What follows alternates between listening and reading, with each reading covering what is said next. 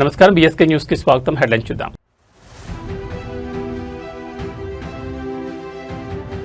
నంద్యాలలో ఏపీ ప్రభుత్వం మెగా సంక్షేమ యజ్ఞం. 4 కోట్ల విలువైన అధునాతన పరికరాల పంపిణీ. వేల మందికి పైగా దివ్యాంగులు, వృద్ధులకు ఉచిత ఉపకరణాలు.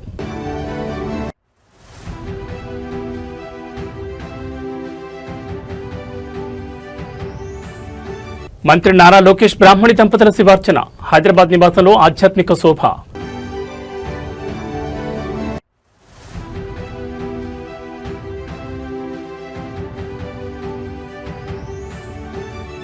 వరంగల్ వెళ్లనున్న జనసేనాని పవన్ కళ్యాణ్. మృత్యుతో పోరాడుతున్న చిన్నారి నిరంజన్ పరామర్శ.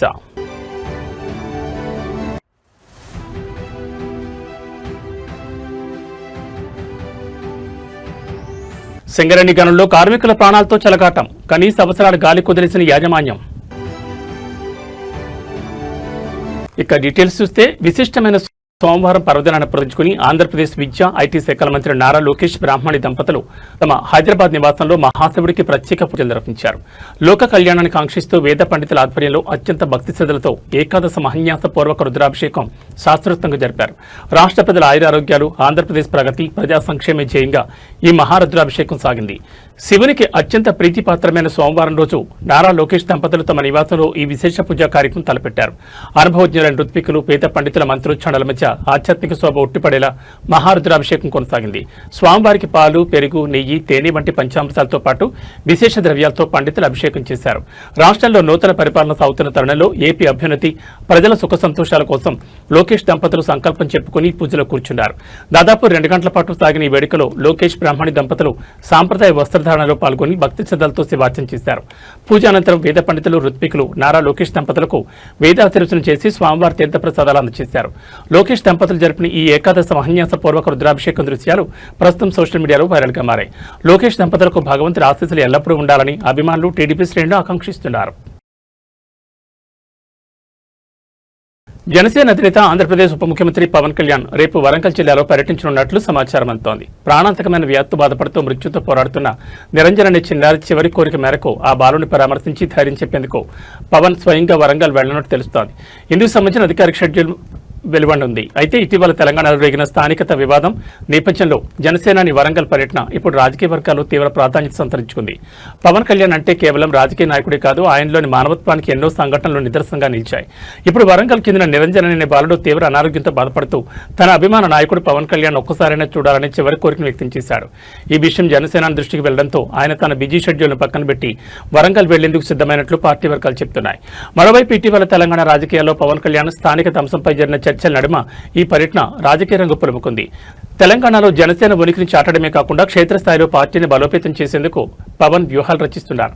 ఇందులో భాగంగానే తెలంగాణలో ఇతర పార్టీల నుంచి కీలక నేతలను జనసేనలోకి ఆహ్వానించేందుకు, చేరికలను సమీక్షించేందుకు త్వరలోనే ఒక ప్రత్యేక జాయినింగ్స్ కమిటీని నియమించబోతున్నట్లు జనసేన కేంద్ర కార్యాలయం ప్రకటించింది. ఈ తరుణంలో పవన్ వరంగల్ పర్యటన రాజకీయంగా సరికొత్త సమీకరణాలకు దారితీసే అవకాశం ఉంది. తెలంగాణ ఆర్థిక వ్యవస్థకు వెన్నెముక నిచ్చిన సింగరేణి బొగ్గు గనుల్లో కార్మికుల కనీస అవసరాలను, భద్రతను యాజమాన్యం గాలి కుదిలేసిందనే సంచలన ఆరోపణలు వెల్లువెత్తున్నాయి. గడ్డపార పట్టి నల్ల బంగారాన్ని వెలికితీసే కార్మికులకు గనుల లోపల కనీసం తాగడానికి మంచినీరు కూడా అందించడం లేదని, ఇది ముమ్మాటికి మానవ హక్కుల ఉల్లంఘన కిందకి వస్తుందని కార్మిక సంఘాలు మండిపడుతున్నాయి. అంతర్జాతీయంగా గనుల్లో రక్షణ కోసం అత్యాధునిక సాంకేతికత వాడుతుంటే ఇక్కడ మాత్రం పాత పద్ధతులతో కార్మికుల ప్రాణాలను పణంగా పెడుతున్నారనే విమర్శలు వినిపిస్తున్నాయి. 100 అడుగుల లోతున ప్రాణాలను గుప్పెట్లో పెట్టుకుని పనిచేసే సింగరేణి కార్మికుల పట్ల ప్రభుత్వం, యాజమాన్యం నిర్లక్ష్య ధోరణి ప్రదర్శిస్తున్నాయనే ఆరోపణలు తీవ్ర దుమారం రేపుతున్నాయి. గనుల లోపల ఊపిరాడకుండా చేసే వాతావరణం ఉంటోందని, కనీస వెంటిలేషన్ ఏర్పాట్లు సరిగా లేకపోవడంతో కార్మికులు శ్వాసకోశ ఇబ్బందులతో సతమతమవుతున్నారని కార్మికులు ఆవేదన వ్యక్తం చేస్తున్నారు. ప్రపంచవ్యాప్తంగా మైనింగ్ రంగంలో కార్మికుల రక్షణ, ప్రాణవాయు సరఫరా కోసం digital technology, advanced ventilation systems ఉపయోగిస్తుంటే సింగరేణిలో మాత్రం దశాబ్దాల నాటి కాలం చెల్లిన పద్ధతుల్ని కొనసాగిస్తుండడంపై తీవ్ర విమర్శలు వినిపిస్తున్నాయి. గనుల్లోకి వెళ్లే కార్మికులకు తగినంత ఆక్సిజన్ అందించలేని దుస్థితిలో యాజమాన్యం ఉండడం శోచనీయమని ప్రతిపక్షాలు, కార్మిక సంఘాల నేతలు ధ్వజమెత్తుతున్నారు. తక్షణమే గనుల్లో తనిఖీలు చేపట్టి భద్రతా ప్రమాణాలు పెంచాలని డిమాండ్ చేస్తున్నారు. సింగరేణి కార్మికుల ప్రాణాలతో ఆడుకుంటున్న ఈ వ్యవహారంపై మానవ హక్కుల కమిషన్ కూడా జోక్యం చేసుకోవాలని కార్మిక శ్రేణులు కోరుతున్నాయి. మరి ఈ తీవ్ర ఆరోపణలపై సింగరేణి యాజమాన్యం మరియు ఇంధన శాఖ ఎలా స్పందిస్తాయో చూడాలి. ఇవాళ వస్తా ఉంటే గేట్ కాడ అడ్డుకున్నారు, నిన్న కూడా పోతా ఉంటే గేట్ కాడ అడ్డుకున్నారు. ఎందుకోసం అడ్డుకుంటున్నారంటే భయం పుట్టుకుంది ప్రభుత్వానికి. ఏంది కార్మికులను సరిగా చూసుకోలేకపోతున్నారు. ఉన్న డబ్బులన్నీ కాంట్రాక్టర్లకు ఇస్తున్నారు. కనీసం మనకు డ్రిల్లింగ్ మెషిన్ కి చిన్న బిట్స్ లేవన్నా, మెషిన్ రిపేర్ ఉందన్నా, ఏ చిన్న అంశం బాగలేదన్నా కూడా బడ్జెట్ లేదని మీకు చెప్తున్నారు, రిపేర్లు చేస్తలేరు, పనిముట్లు ఇస్తలేరు. కానీ కాంట్రాక్టర్లకు ఇవ్వడానికి మాత్రం 100 కోట్లు 1000 కోట్ల రూపాయలు ఉన్నాయి. అవి రెగ్యులర్ గా పేమెంట్స్ అవుతున్నాయి. కానీ మనం ఏదైనా చిన్నది అడిగినా కూడా పాత మెషిన్లే మళ్ళీ రిపేర్ చేసి వాడుకోలేదు తప్పితే కొత్త మెషిన్లు కొన్నటువంటి పరిస్థితి లేదు. సింగరేణి పుట్టింది ఎప్పుడో పుట్టింది. ఆనాడు ఎప్పుడో మైన్ లోపలికి గాలి వంచేటటువంటి ఆక్సిజన్ మెషిన్ వచ్చింది. ఆ మెషిన్లు ఇప్పుడు ప్రపంచవ్యాప్తంగా అత్యాధునిక టెక్నాలజీతోని అద్భుతంగా నడుస్తున్నాయి. కానీ మన దగ్గర మాత్రం అప్పుడెప్పుడో పెట్టిన మెషినే ఉంది. అంటే కనీసం గాలి కానీ నీరు కానీ ఇయ్యకపోతే ఇక యాజమాన్యం ఉంది ఎందుకు అని చెప్పి నేను అడుగుతా ఉన్నా. నిన్న ఇంకో మైన్ దగ్గర పోతే బాటిల్ పట్టుకొని లోపలికి పోతున్నారు. పాపం మీకుండే పనిముట్లు వేరే ఉంటాయి, మీరు నడవాల్సింది నడవాలే, మీదికెళ్ళి ఇంటికెళ్ళి మంచినీళ్ళ బాటిల్ పట్టుకురావాలంటే మరి కనీసం అది కూడా వేయలేకపోతే సింగరేణి యాజమాన్యం నిజంగా సిగ్గుపడాలి. ఇక్కడ ఉండేటటువంటి ఆఫీసర్స్ అందరికి కూడా నేను హెచ్చరిక చేస్తా ఉన్నా, ఇది మానవ హక్కుల ఉల్లంఘన, కార్మికులదే కాదు, ఇది మానవ హక్కుల ఉల్లంఘన. డెఫినెట్ గా డ్రింకింగ్ వాటర్ బాగుండాలి, ఆక్సిజన్ కరెక్ట్ గా ఉండాలి. ముందు కార్మికులు ఆరోగ్యంగా ఉంటేనే ప్రొడక్షన్ వస్తుంది. కాబట్టి ఆ విషయం మీద యాజమాన్యం దృష్టి పెట్టాలని చెప్పి నేను డిమాండ్ చేస్తా ఉన్నా. తెలంగాణలో బాలికల భవిష్యత్తుకు భరోసా కల్పిస్తూ సమాజానికి పట్టిన బాల్య వివాహాలనే మహమ్మారిని క్షేత్రస్థాయి నుంచి తుడిచిపెట్టేందుకు రాష్ట్ర మహిళా శిశు సంక్షేమ శాఖ ఒక చారిత్రాత్మక అడుగు వేసింది. బాల్య వివాహం బతుకు ఆగో అనే నినాదంతో రాష్ట్ర వ్యాప్త పోరాటానికి శ్రీకారం చుట్టింది. 2 దశాబ్దాలుగా బాలికల సాధికారత కోసం అద్భుతంగా పనిచేస్తున్న తరుణి స్వచ్ఛంద సంస్థతో ప్రభుత్వం అవగాహన ఒప్పందం కుదుర్చుకుంది. నిన్న సచివాలయంలో మంత్రి సీతక్క సమక్షంలో ఈ హైప్రొఫైల్ ఒప్పందం జరిగింది. బాల్య వివాహాల కారణంగా బాలికల చదువుకు దూరవడమే కాకుండా మైనర్ గర్భధారణల వల్ల తీవ్ర ఆరోగ్య సమస్యలు ఎదుర్కొని ప్రాణాలకే ముప్పొస్తోందని మంత్రి సీతక్క ఆవేదన వ్యక్తం చేశారు. ఇది కేవలం ఒక కుటుంబ సమస్య కాదు, సమాజమంతా కలిసి పోరాడాల్సిన సామాజిక సమస్య అని స్పష్టం చేశారు. ఈ చారిత్రాత్మక ఒప్పందంలో భాగంగా ప్రభుత్వం మరియు తరుణి సంస్థ కలిసి అంగన్వాడీ సిబ్బంది, సూపర్వైజర్లు, సిడిపిఓలకు ప్రత్యేక సాంకేతిక శిక్షణ ఇవ్వనున్నారు. గ్రామీణ ప్రాంతాల్లో బాల్య వివాహాల దుష్పరిణామాలపై సోషల్ మీడియా మరియు డిజిటల్ నెట్వర్క్ల ద్వారా హోరెత్తించేలా ప్రణాళికలు సిద్ధం చేశారు. ఈ ప్రతిష్టాత్మక కార్యక్రమంలో మహిళా శిశు సంక్షేమ శాఖ సెక్రటరీ అనితా రామచంద్రన్, డైరెక్టర్ శృతి ఓజు, తరుణి సంస్థ వ్యవస్థాపకులు మమతా రఘువీర్ పాల్గొన్నారు. ప్రతి బాలిక తన కలలను నిజం చేసుకునే సురక్షిత వాతావరణాన్ని కల్పించడానికి సమాజంలోని ప్రతి ఒక్కరూ బాధ్యతగా ముందుకు రావాలని మంత్రి పిలుపునిచ్చారు. ప్రభుత్వ అధికార యంత్రాంగం, క్షేత్రస్థాయి స్వచ్ఛంద సంస్థల అనుభవం కలిసికట్టుగా పనిచేయబోతుండటంతో తెలంగాణలో బాల్య వివాహాల వ్యవస్థపై గట్టి దెబ్బ పడనుందని విశ్లేషకులు భావిస్తున్నారు. ఇకపై ఎక్కడ బాల్య వివాహం జరిగినా కఠిన చర్యలు తప్పవని అధికారులు హెచ్చరిస్తున్నారు.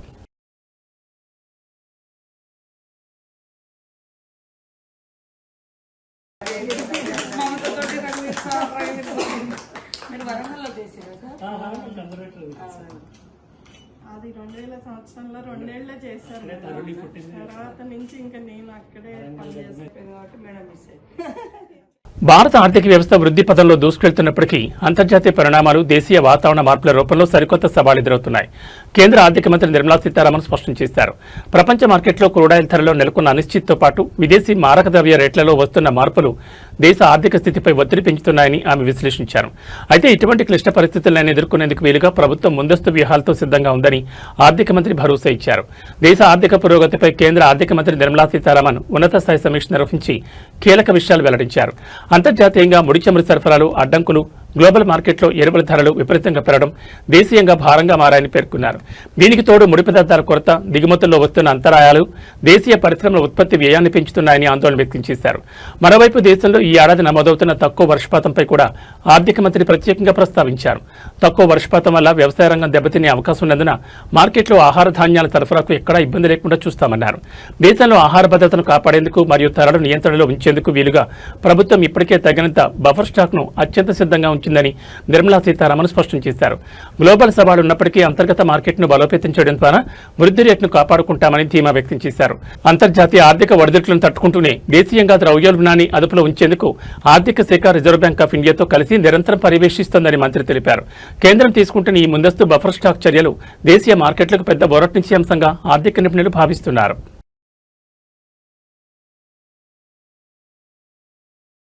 సమాజంలో వెనుకబడిన వర్గాలకు ముఖ్యంగా దివ్యాంగులు మరియు వృద్ధులకు భరోసా కల్పిస్తూ ఆంధ్రప్రదేశ్ ప్రభుత్వం మరో అద్భుతమైన కార్యక్రమానికి శ్రీకారం చుట్టింది.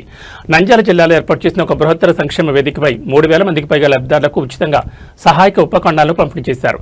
దాదాపు 4 కోట్ల రూపాయల విలువైన అధునాతన పరికరాలను అందజేసి వారిలో ఆత్మవిశ్వాసాన్ని నింపారు. ముఖ్యమంత్రి చంద్రబాబు నాయుడు దూరదృష్టితో కూడిన నాయకత్వంలో తెలుగుదేశం పార్టీ సమాజంలోని ప్రతి ఒక్కరికి సమగ్ర వికాసం అందించేందుకు అహర్నిశలు శ్రమిస్తోందని ప్రజాప్రతినిధులు ఈ సందర్భంగా స్పష్టం చేశారు. నంద్యాల జిల్లాలో జరిగిన ప్రతిష్టాత్మక కార్యక్రమంలో మంత్రులు, స్థానిక ప్రజాప్రతినిధులు పాల్గొని లబ్ధిదారులకు పరికరాలను స్వయంగా అందజేశారు. మోటరైజ్డ్ ట్రైసైకిళ్లు, అత్యాధునిక వీల్ చైర్లు, వెనుకడి యంత్రాలు మరియు కృత్రిమ అవయవాలను భారీ సంఖ్యలో పంపిణీ చేశారు. ఈ మహత్తర కార్యం ద్వారా వేలాది మంది దివ్యాంగులు, వృద్ధులు ఇతరులపై ఆధారపడకుండా తమ దైనందిన జీవితంలో స్వయం సమృద్ధి సాధించనున్నారు. ఈ ప్రతిష్టాత్మక కార్యక్రమాన్ని విజయవంతం చేయడంలో అసాధారణ మద్దతు అందించిన కేంద్ర ప్రభుత్వ రక్షణ శాఖ పరిధిలోని artificial limbs manufacturing corporation of India అంటే అలింకో సంస్థకు కూటమి ప్రభుత్వం మరియు నేతలు హృదయపూర్వక కృతజ్ఞతలు తెలిపారు. చంద్రబాబు నాయకత్వంలో దివ్యాంగుల సంక్షేమానికి అత్యున్నత ప్రాధాన్యత ఇస్తున్నామని, కేవలం ఆర్థిక సహాయమే కాకుండా వారి జీవన ప్రమాణాలను పెంపొందించే ఇటువంటి వినూత్న కార్యక్రమాలను రాష్ట్ర వ్యాప్తంగా విస్తరిస్తామని నేతలు స్పష్టం చేశారు. కాకినాడలో అదృశ్యమైన చిన్నారి కేసు దర్యాప్తు అత్యంత ఉత్కంఠంగా మారింది. పాప అదృశ్యమై ఇన్ని రోజులవుతున్నా ఎలాంటి ఆచూకీ లభించకపోవడంతో స్థానికంగా తీవ్ర ఆందోళన నెలకొంది. ఈ కేసుకు సంబంధించి జిల్లా ఎస్పీ బిందు మాధవ్ కీలక విషయాలను మీడియాతో పంచుకున్నారు. కిడ్నాప్ జరిగి ఉండకపోవచ్చని, చిన్నారిని అటవీ మృగాలు లాక్కెళ్లుంటాయని పోలీసులు బలంగా అనుమానిస్తున్నారు. థర్మల్ డ్రోన్ల సాయంతో గాలింపు చర్యలు చేపట్టినప్పటికీ ఇప్పటి వరకు ఎలాంటి స్పష్టమైన ఆధారాలు దొరకలేదని ఎస్పీ వెల్లడించారు. చిన్నారి అదృశ్యం వెనుక అనేక అనుమానాలు వ్యక్తమవుతున్న నేపథ్యంలో ఎస్పీ బిందు మాధవ్ దర్యాప్తు పురోగతిని వివరించారు. పరిసర ప్రాంతాల్లోని సీసీటీవీ ఫుటేజ్లను క్షుణ్ణంగా పరిశీలించామని, పాపను ఎవరైనా ఎత్తుకెళ్లినట్లు ఎలాంటి ఆధారాలు లభించలేదని స్పష్టం చేశారు. దీంతో సమీపంలో ఉన్న అడవి జంతువులు ఏమైనా చిన్నారిపై దాడి చేసి అడవిలోకి లాక్కెళ్లి ఉంటాయన్న కోణంలో విచారణ జరుపుతున్నామన్నారు. దీనికి తోడు మరో కీలక కోణాన్ని కూడా పోలీసులు విశ్లేషిస్తున్నారు. పాప అదృశ్యమైన రోజు ఆ ప్రాంతంలో భారీ వర్షం కురిసింది. అది ఎగుడు దిగుడుగా ఉండే కొండ ప్రాంతం కావడంతో వర్షపు వరద నీటి దాటికి చిన్నారి కాలు జారి కింద కొట్టుకుపోయిందా అనే అనుమానాలు కూడా వ్యక్తం చేస్తున్నారు. ఎలాంటి వాతావరణంలోనైనా మనుషుల ఉనికిని పసిగట్టే అత్యాధునిక థర్మల్ డ్రోన్ల సహాయంతో అటవీ ప్రాంతం, కాలువల వెంబడి గాలింపు చర్యలు కొనసాగుతున్నాయని ఎస్పీ తెలిపారు. పాప ఆచూకీ కోసం అటు పోలీసులు, ఇటు స్థానికులు అహర్నిశలు శ్రమిస్తున్నారు. ఏది ఏమైనా పసి ప్రాణం క్షేమంగా తిరిగి తల్లిదండ్రుల చెంతకు చేరుకోవాలని అందరూ కోరుకుంటున్నారు. ప్లాన్డ్ అబ్డక్షన్ అనేది అవకాశం లేదు. పాప అంతటా పాప నడిచి వెళ్ళటం చూశారు కాబట్టి, అందరూ ఐ విట్నెస్లు ఉన్నారు కాబట్టి, పాసర్ బై ఎవరైనా తీసుకెళ్లారా అనేది కూడా ఎలిమినేట్ చేయట్లేదు. పాసర్ బై ఎవరైనా తీసుకెళ్తుంటే అది టెక్నికల్ అనాలిసిస్ లో వెరిఫై చేయడానికి ట్రై చేస్తున్నాం. సీసీ ఫుటేజ్ తీసుకున్నాము, ఐపీడీఆర్ తీసుకున్నాము, టవర్ డంపులు తీసుకున్నాము. ఇవన్నీ అనాలిసిస్ ఇస్ ప్యారలీ గోయింగ్ ఆన్. ఖచ్చితంగా అండి, అడవి జంతువుల వల్ల కూడా ప్రమాదం ఉండే అవకాశం ఉంది. చిన్న పాప కాబట్టి, షీ వెయిస్ వెరీ లిటిల్ కాబట్టి ఏదన్నా వైల్డ్ యానిమల్ లాక్కొని వెళ్ళే అవకాశం ఉంది. దానికోసమే ఫారెస్ట్ డిపార్ట్మెంట్ ని రిక్వెస్ట్ చేసి వాళ్ళని కూడా రోపిన్ చేయడం జరిగింది. డ్రోన్ సెర్చ్ కంటిన్యూ అవుతుంది ఆ యాంగిల్ లో. 6 పాయింట్లు గుర్తించామన్నారు సార్ 2 days నుంచి. We are doing so far all efforts are leading to dead end only. ఇంతవరకు ఏ క్లూ దొరకలేదు. టెక్నికల్ అనాలిసిస్ లోనూ ఇప్పటిదాకా సస్పిషియస్ యాంగిల్ రాలేదు. అట్లనే ఈ యానిమల్ ఏదైనా తీసుకెళ్ళి ఉండటం మీద కూడా ఇంకా క్లూ రాలేదు. That it self says that కొంచెం యానిమల్ అయి ఉంటేనే ఇట్లాంటి ఎరాటిక్ బిహేవియర్ ఉంటుంది. మనం ఖచ్చితంగా చెప్పలేని బిహేవియర్ ఉండేది. అక్కడ సడన్ గా ఏదో జరుగుంటే తప్ప ఈ ఇన్సిడెంట్ అంతా కూడా జరిగి, ఇప్పుడు నేను వాళ్ళ తల్లిగారితో కూడా మాట్లాడాను, నాకు ఐడియా ఉంది. ఆవిడ కూడా ఏం చెప్తున్నారు, భవానీ గారు అట్లనే గణేష్ గారు ఇద్దరు ఏం చెప్తున్నారు అంటే 30 minutes డ్యూరేషన్ లో జరిగిపోయింది. So it cannot be planned or orchestrated. ఏదన్నా యానిమల్ తీసుకొని వెళ్ళాలి, లేదా పాసర్ బై ఏదైనా చేసి ఉండాలి. ఆ రోజున బాగా వర్షం కూడా పడింది. ఈ టెరైన్ లో వర్షం పడితే కొంచెం గ్రావెల్ రోల్ అయ్యి ఉండొచ్చు, ఏదైనా జరిగి ఉండొచ్చు. సో అన్ని యాంగిల్స్ లోనూ దర్యాప్తు కంటిన్యూ చేస్తున్నాం. ఇప్పుడు ఇక్కడ ఎంతమంది ఉన్నారో వీళ్ళందరూ మీకు ముందు నుంచి కనిపిస్తున్నారు. ఇవాళ వచ్చిన వాళ్ళు కాదు కదా వీళ్ళందరూ కంటిన్యూస్ గా 24/7 ఏ నిమిషం అయితే కంప్లైంట్ వచ్చిందో అప్పటి నుంచి, because it is a small kid, ఆహారం లేక చనిపోకూడదు. ఒకవేళ ఎక్కడైనా తప్పిపోయి ఇక్కడిక్కడే ఉండి ఆహారం లేక చనిపోతే అది చాలా బాధాకరమైన విషయం అని అప్పటి నుంచే చాలా ఎఫర్ట్స్ పెట్టడం జరిగింది. సో అన్ని యాంగిల్స్ ఇంకా పర్సూ చేస్తున్నాము. Both technical analysis and search will go on. ఈ కేసులో కీలకమైనది కుక్క.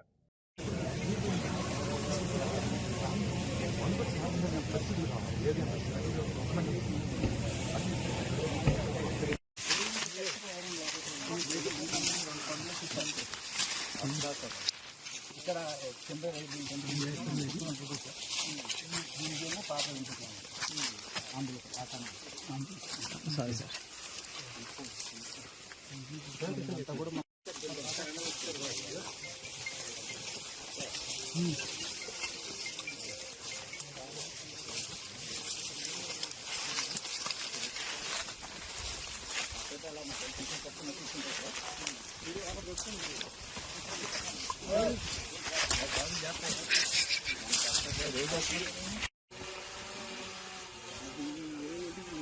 సరిపోయే రోజు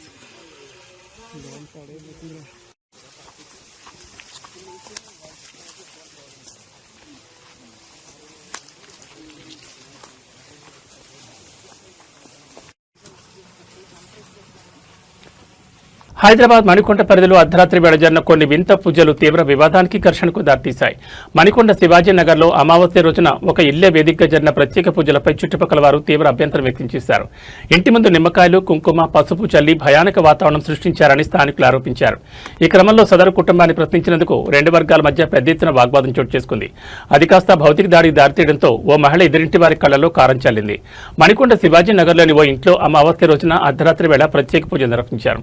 అయితే ఆ ఇంటి ముఖద్వారం వద్ద నడి రోడ్డుపై నిమ్మకాయలు, పసుపు, కుంకుమ చల్లడంతో స్థానికులు అది క్షుద్ర పూజలని భావించి తీవ్ర భయాందోళనకు గురయ్యారు. దీనిపై చుట్టుపక్కల వారు సదరు కుటుంబాన్ని నిలదీగా ఇరు వర్గాల మధ్య మాటా పెరిగి పెద్ద ఘర్షణగా మారింది. ఈ క్రమంలో తీవ్ర ఆగ్రహానికి గురైన పూజలు చేసిన కుటుంబానికి చెందిన ఒక మహిళ అమాంతం ఎదురింటి వారి కళ్లలో కారం చల్లినట్లు ఆరోపణలు వచ్చాయి. దీంతో స్థానికంగా తీవ్ర ఉద్రిక్తత నెలకొంది. సమాచారం అందుకున్న వెంటనే రాయదుర్గం పోలీసులు సంఘటనా స్థలానికి చేరుకుని ఇరు వర్గాలను చెల్లాచెదురు చేసి పరిస్థితిని అదుపులోకి తెచ్చారు. బాధితుల ఫిర్యాదు మేరకు రాయదుర్గం పోలీస్ స్టేషన్లో కేసు నమోదు చేశారు. అమావాస్య రోజున జరిగిన ఈ ఘటనతో మణికొండ పరిసర ప్రాంతాల్లో కొద్దిసేపు అలజడి జరిగింది. అసలు వారు చేసింది క్షుద్ర పూజల లేక వ్యక్తిగత నమ్మకాలతో చేసిన సాధారణ పూజల అనే కోణంలో పోలీసులు దర్యాప్తు చేస్తున్నారు. కళ్లలో కారం చల్లిన మహిళపై గొడవకు కారణమైన వారిపై చట్టపరమైన చర్యలు తీసుకుంటామని రాయదుర్గం పోలీసులు స్పష్టం చేశారు.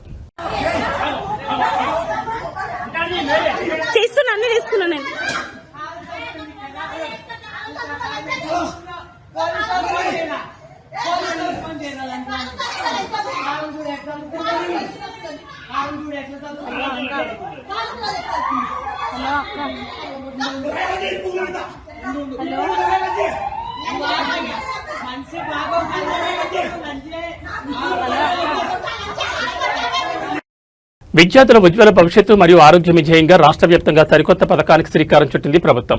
బడిపిల్లల్లో పౌష్టికాహార లోపాన్ని నివారించి వారిని ఆరోగ్యంగా తీర్చిదిద్దేందుకు వీలుగా ప్రభుత్వ పాఠశాలలో బ్రేక్ఫాస్ట్ మిల్క్ పథకాన్ని అధికారికంగా ప్రారంభించారు. ప్రీ ప్రైమరీ నుండి 12వ తరగతి వరకు చదువుతున్న లక్షలాది మంది విద్యార్థులకు ప్రతిరోజు ఉదయం పాఠశాల ప్రారంభ సమయంలోనే రుచికరమైన అల్పాహారంతో పాటు పాలు లేదా రాగి జావ అందించనున్నారు. ఇందుకు సంబంధించిన రోజువారీ పోషకాలతో కూడిన వారాంతపు స్పెషల్ మెనూ కూడా విడుదలైంది. విద్యార్థుల ఆరోగ్యంపై ప్రత్యేక దృష్టి పెట్టిన విద్యాశాఖ వారం రోజులకు సరిపడేలా ఒక అద్భుతమైన రుచికరమైన మెనూను సిద్ధం చేసింది. ఇకపై ప్రతి సోమవారం విద్యార్థులకు దోశ, చట్నీ లేదా చపాతీ కూరతో పాటు చిక్కటి పాలు అందిస్తారు. మంగళవారం రోజున చిరుధాన్యాలతో చేసిన మిల్లెట్ ఇడ్లీ, సాంబార్తో పాటు బలాన్నిచ్చే రాగి జావ ఇస్తారు. బుధవారం పిల్లలకు ఇష్టమైన పూరి, ఆలు కుర్మాలతో పాటు పాలు సరఫరా చేస్తారు. అలాగే గురువారం మళ్లీ మిల్లెట్ ఇడ్లీ, సాంబార్ మరియు రాగి జావ, శుక్రవారం రోజున వేడివేడి మిల్లెట్ ఉప్మా లేదా పొంగల్ చట్నీతో పాటు పాలు అందిస్తారు. ఇక వారం చివరి రోజున శనివారం నాడు కరకరలాడే 2 బోండాలు చట్నీతో పాటు రాగి జావను మెనూలు చేర్చారు. క్లుప్తంగా చెప్పాలంటే వారంలో సోమవారం, బుధ, శుక్రవారంలో పాలిస్తుండగా మంగళ, గురు, శనివారంలో ఎముకల పుష్టికి మేలు చేసే రాగి జావను అందించనున్నారు. ఈ సరికొత్త పౌష్టికాహార విందుపై విద్యార్థులు, వారి తల్లిదండ్రులు హర్షం వ్యక్తం చేస్తున్నారు. పాఠశాలలో అందించే అల్పాహార నాణ్యతను నిరంతర పర్యవేక్షించేందుకు విద్యాశాఖ ప్రత్యేక అధికారులతో కూడిన కమిటీలను ఏర్పాటు చేస్తుంది. ఆహార తయారీలో ఎక్కడ శుభ్రత లోపించకుండా మెనూ ప్రకారం ఖచ్చితంగా వడ్డించాలని హెచ్చరించింది. ఈ పథకం ద్వారా బడుల్లో డ్రాప్అవుట్స్ తగ్గి విద్యార్థుల హాజరు శాతం గణనీయంగా పెరుగుతుందని విద్యా నిపుణులు అంచనా వేస్తున్నారు.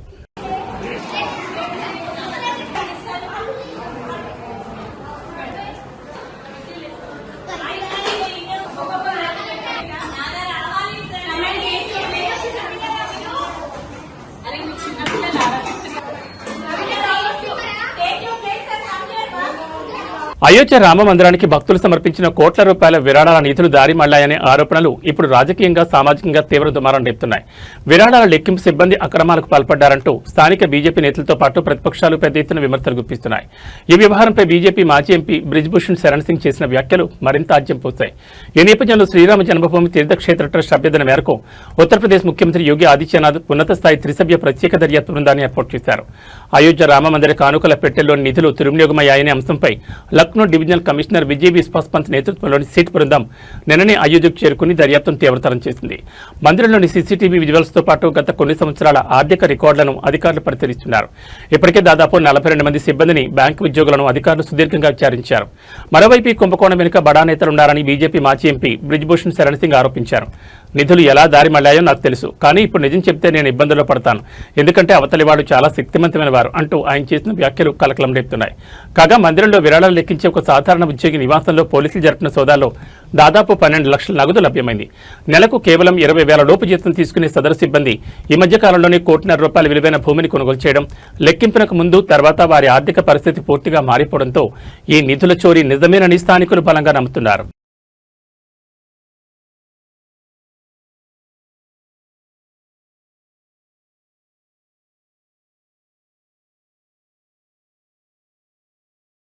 బంగారం, వెండి కొనుగోలు చేయాలనుకునే వారికి ఇది నిజంగా ఊరటనిచ్చే వార్త. గత కొన్ని రోజులుగా ఆకాశమే హద్దుగా దూసుకెళ్తున్న పసిడి ధరలు హైదరాబాద్ బులియన్ మార్కెట్లో ఇవాళ ఒక్కసారిగా కిందకు దిగి వచ్చాయి. అటు అంతర్జాతీయ మార్కెట్ ప్రభావంతో ఇటు స్థానిక మార్కెట్లో వెండి ధర భారీగా పతనమైంది. కేజీ వెండిపై ఏకంగా ₹5,000 తగ్గడంతో కొనుగోలుదారులు హర్షం వ్యక్తం చేస్తున్నారు. దీంతో పాటు వివాహాది శుభకార్యాల సీజన్లో 22 మరియు 24 క్యారెట్ల బంగారం ధరలు కూడా స్వల్పంగా తగ్గుముఖం పట్టాయి. హైదరాబాద్ బులియన్ మార్కెట్ తాజా గణాంకాల ప్రకారం పెట్టుబడులకు అనుకూలమైన 10 గ్రాముల 24 క్యారెట్ల మేలిమి బంగారం ధర ₹160 పతనమై ₹151,370 వద్ద కొనసాగుతోంది. ఇక సాధారణ ఆభరణాల తయారీకి వినియోగించే 10 గ్రాముల 22 క్యారెట్ల బంగారం ధర కూడా ₹150 మేర తగ్గి ₹138,750 వద్ద పలుకుతోంది. మరోవైపు వెండి ధరలో అత్యంత భారీ వ్యత్యాసం కనిపించింది. కేజీ సిల్వర్ రేట్ ఏకంగా ₹5,000 మేర భారీగా పతనం కావడంతో ప్రస్తుతం మార్కెట్లో అది ₹2,75,000 వద్ద స్థిరపడింది. అంతర్జాతీయంగా డాలర్ ఇండెక్స్ లో వస్తున్న మార్పులు, ఫెడ్ రిజర్వ్ నిర్ణయాల నేపథ్యంలోనే ఈ ధరల తగ్గుదల చోటు చేసుకుందని మార్కెట్ నిపుణులు విశ్లేషిస్తున్నారు. అయితే తెలుగు రాష్ట్రాల్లోని వివిధ నగరాలు, ప్రాంతాలను బట్టి స్థానిక పన్నులు మరియు మేకింగ్ ఛార్జీల రూపంలో ఈ ధరల్లో స్వల్ప మార్పులుండే అవకాశం ఉంది. ధరలు స్వల్పంగా తగ్గడంతో నగరంలోని ప్రముఖ జ్యువెలరీ షోరూంలలో కొనుగోలుదారుల సందడి కొద్దిగా పెరిగింది. రాబోయే రోజుల్లో గ్లోబల్ మార్కెట్ స్థిరంగా ఉంటే ధరలు మరింత దిగొచ్చే ఛాన్స్ ఉందంటున్నారు బులియన్ విశ్లేషకులు.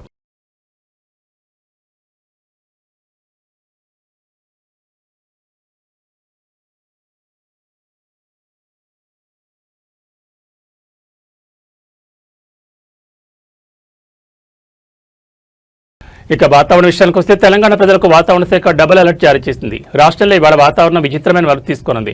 పగటిపూట భానుడు తన ప్రతాపం చూపించనుండగా రాత్రి వేళలో వరుణుడు చల్లబరచనున్నాడు. రాష్ట్రంలోని పలు జిల్లాల్లో ఇవాళ ఎండలు దంచుకొడతాయని, ముఖ్యంగా ఉత్తర, తూర్పు తెలంగాణ ప్రాంతాల్లో ఉష్ణోగ్రతలు 42 డిగ్రీల వరకు నమోదయ్యే ప్రమాదం ఉందని వాతావరణ శాఖ నిపుణులు హెచ్చరిస్తున్నారు. అయితే ఇదే సమయంలో సాయంత్రం లేదా రాత్రి వేళలో రాష్ట్రంలోని పలు ప్రాంతాల్లో ఉరుములు, మెరుపులతో కూడిన వర్షాలు కురిసే అవకాశం ఉందని అంచనా వేశారు. వాతావరణ నిపుణుల అంచనా ప్రకారం ఇవాళ పగటిపూట ఎండ తీవ్రత చాలా ఎక్కువగా ఉండబోతోంది. ముఖ్యంగా నార్త్ మరియు ఈస్ట్ తెలంగాణ జిల్లాలో ఎండలు తీవ్ర రూపం దాల్చనున్నాయి. ఇక్కడ పాదరసం 40 నుంచి 42 డిగ్రీల సెల్సియస్ వరకు వెళ్లే ఆస్కారం ఉంది. అటు రాజధాని హైదరాబాద్లో సైతం ఉదయం నుంచే ఎండ తీవ్రత మొదలైంది. ఇవాళ నగరంలో గరిష్టంగా 38 డిగ్రీల వరకు ఉష్ణోగ్రత నమోదయ్యే ఛాన్స్ ఉంది. ప్రజలు మధ్యాహ్నం వేళలో అత్యవసరమైతే తప్ప బయటకు రాకూడదని వైద్యాధికారులు సూచిస్తున్నారు. అయితే ఈ తీవ్రమైన వేడి కారణంగా స్థానికంగా ఏర్పడే ఉపరితల ఆవర్తనం వల్ల సాయంత్రానికి వాతావరణం చల్లబడింది. ఉత్తర, పశ్చిమ, తూర్పు తెలంగాణలోని పలు ప్రాంతాల్లో సాయంత్రం లేదా రాత్రి కొద్దిసేపు వర్షాలు పడతాయని నిపుణులు చెబుతున్నారు. హైదరాబాద్ నగరంలో కూడా సాయంత్రం వేళ 1-2 చోట్ల మబ్బులు పట్టి వర్షాలు పడే ఆస్కారం స్పష్టంగా కనిపిస్తోంది. పగటి ఉక్కపోత నుండి రాత్రికి ఉపశమనం లభించే అవకాశం ఉందని స్పష్టమవుతోంది. పగలు ఎండ, రాత్రి వాన ఈ తరహా వాతావరణ మార్పుల వల్ల సీజనల్ వ్యాధులు ప్రబలే ప్రమాదం ఉందని, ప్రజలు ముఖ్యంగా పిల్లలు, వృద్ధులు జాగ్రత్తగా ఉండాలని వైద్యులు హెచ్చరిస్తున్నారు. ఇక హైదరాబాద్లో సాయంత్రం వేళ వర్షం పడితే వాహనదారులు ట్రాఫిక్ చిక్కులను దృష్టిలో ఉంచుకుని ప్రయాణాలు ప్లాన్ చేసుకోవడం మంచిది. ఇవి బులెటిన్ విశేషాలు. మరో బులెటిన్లో మళ్ళీ కలుసుకుందాం. నమస్కారం.